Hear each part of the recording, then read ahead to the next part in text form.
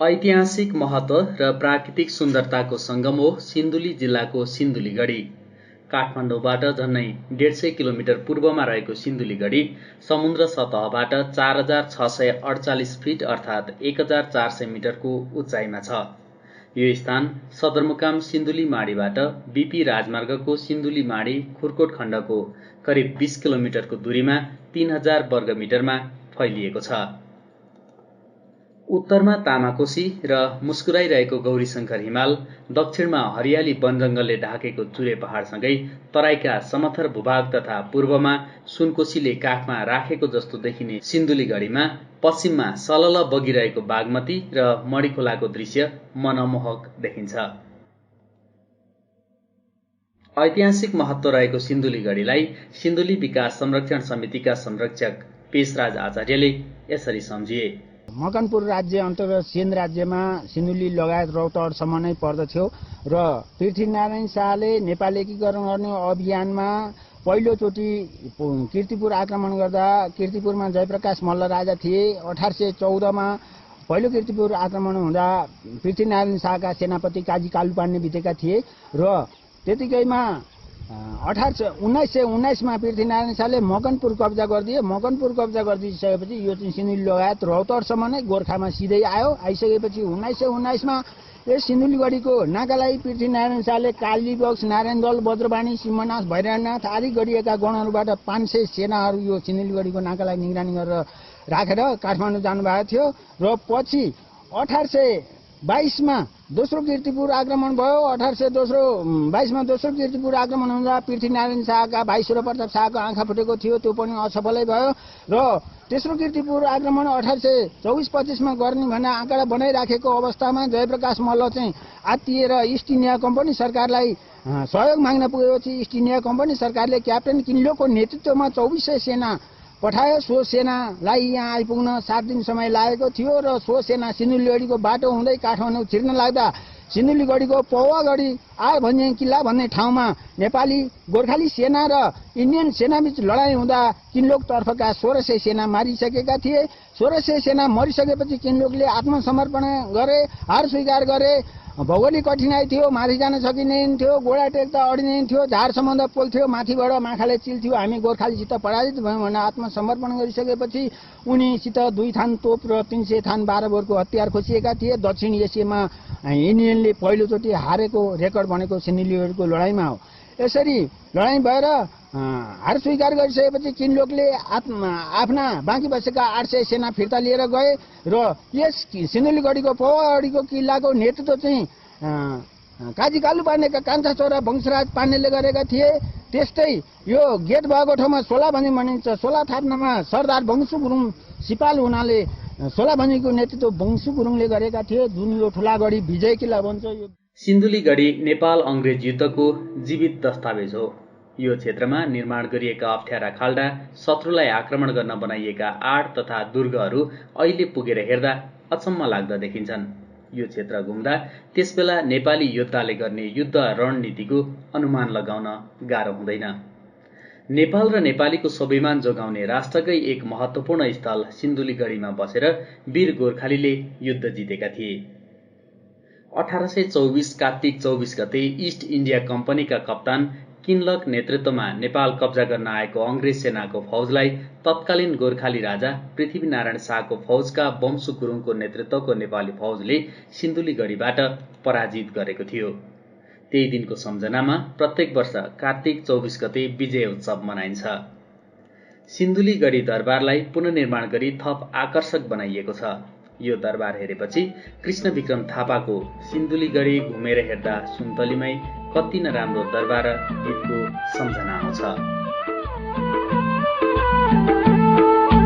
सिन्धुलीगढी घुमेर हेर्दा, सिन्धुलीगढी घुमेर हेर्दा सुन्तलीमै कति राम्रो दरबार मार्यो नि मायाले मार्यो। सुन्तलीमै कति राम्रो दरबार मार्यो नि मायाले मार्यो। आजकालको जोबनमा हेर्यो, आजकालको जोबनमा हेर्यो सुन्दरीमै कस्तो पो होला घरबार मार्यो नि मायाले मार्यो। विक्रम सम्वत 1367 सिम्रौनगढका सेनाहरूले काठमाडौँमा लुटपाट गरेर बनेपा हुँदै विदेय अहिलेको जनकपुर र सीतामाढी फर्किएका थिए। कमलामाई मन्दिरमा विक्रम सम्वत 1034 चढाइएको मुकुटबाट सिन्धुली अन्तर्गतको कमला नदीमा अवस्थित कमलामाई मन्दिरमा आउने धर्मावलम्बीहरू आजभन्दा झन्डै 1030 वर्ष अगाडि पुगेको बुझ्न सकिन्छ। सिन्धुली माडी हुँदै तराई क्षेत्र तथा दोलखा काठमाडौँ जाने मुख्य बाटोको रूपमा सिन्धुलीगढी रहेको अनुमान लगाउन सकिन्छ। मूलकोट, खुरकोट जस्ता कोट लागेका स्थानहरूले पनि प्राचीन कालदेखि नै यो बाटो अस्तित्वमा रहेको प्रमाणित गरेको छ। पछिल्लो समयमा सुनसान जस्तै बनेको सिन्धुलीगढी बनेपादेखि बर्दिवाससम्म बीपी राजमार्ग निर्माण तथा त्यसमा यातायात सञ्चालन हुन थालेका कारण सुगम बन्दै गएको छ। बीपी राजमार्गमा दैनिक हजारौं सार्वजनिक सवारी चल्ने भएकाले सिन्धुलीगढीको ऐतिहासिक महत्त्व अझै उजागर बन्दै गएको छ। नागबेली आकारका घुमाउरो घुम्तीमा यात्रा गर्ने सबै यात्रुले सिन्धुलीगढीको अवस्थिति र पृष्ठभूमिका बारेमा दैनिक कुरा गर्ने गर्छन्, जसका कारण अहिले सिन्धुलीगढी पर्यटकीय गन्तव्यका लागि प्रचुर सम्भावना बोकेको एक स्थान बनेको छ। गढीमा दुईवटा टापुमा युद्धको समयमा सानो र ठूलो तोप राखेकाले सानो गढी र ठूलो गढी भनिएको छ। हामी चाहिँ अहिले विजय किल्ला ठूलो गढी किल्लातिर उक्लिन लागिराखेका छौँ। यो चाहिँ पहिले यताबाट जाने यो जङ्गलबाट जाने गोरेचो बाटो थियो। यो माओवादीसित शान्ति वार्ता भइसकेपछि 2064 सालमा यो चाहिँ लगभग 13 लाखको लागतमा चाहिँ यो सिँढी निर्माण भयो, जसमा चाहिँ 122वटा सिँढी छ यो किल्लामा प्रवेश गर्ने। र माथि अब 1853मा रणबहादुर शाहको पालामा लगाइएका वालहरू र जसमा 12वटा बैरीलाई हान्ने वालहरू छन्। गढीको स्थापना कहिले भयो भन्ने तथ्य यकिन फेला नपरे पनि मकवानपुरे राजा सुबसेनको पालामा उनका छोरा माणिक्य सेनले 1762मा निर्माण गरिएको गढी 1819मा गोर्खाली सेनाले कब्जा गरेका थिए। त्यसबेलाको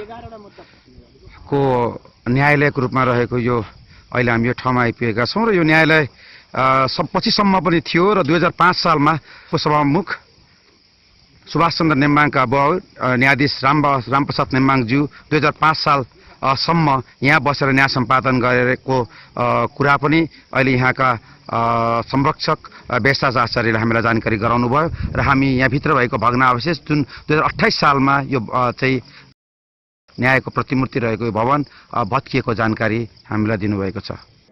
दुई गढी बीचमा पृथ्वीनारायण शाहले विजय युद्धपछि सेना बस्न काठ र खरको छानो राखेर घर बनाई गढीको स्थापना गरेका थिए भनिन्छ। 1975 सालतिर प्रधानमन्त्री चन्द्र शमशेरको पालामा सिन्धुलीगढीका कर्नेल कीर्तिमान खत्रीको नेतृत्वमा बडा हाकिम र सेना बस्न 14 ढोका, 56 झ्याल, टिनको छाना, सिमेन्ट र इटाको गारो लगाएको 2 तले दरबार निर्माण सुरु गरिएको इतिहास छ। पछि गढीका कर्नेल पुष्कर विक्रमले दरबारको निर्माण गरेका थिए। वीर गोर्खालीले अंग्रेजसँग घरेलु हतियारको भरमा लडेर विजय प्राप्त गरेको ऐतिहासिक स्थल सिन्धुलीगढी दरबारको संरक्षण गर्न समिति बने पनि त्यसले प्रभावकारी काम गर्न नसक्दा यो भग्नावशेषमा परिणत हुँदैछ। तत्कालीन अवस्थाका विभिन्न प्रयोजनका लागि बनाइएका 30 कोठे मूल दरबार, तबेला घर, पाले पहरेदार घर लगायत मूल दरबार आसपासका भवनहरू समेत पूर्ण रूपमा भत्किएका छन्। नेपाली फौजले देशको रक्षाका लागि दिएको योगदानको कदर गर्दै सरकारले यसको उचित संरक्षण र सम्वर्धन गर्न जरुरी छ।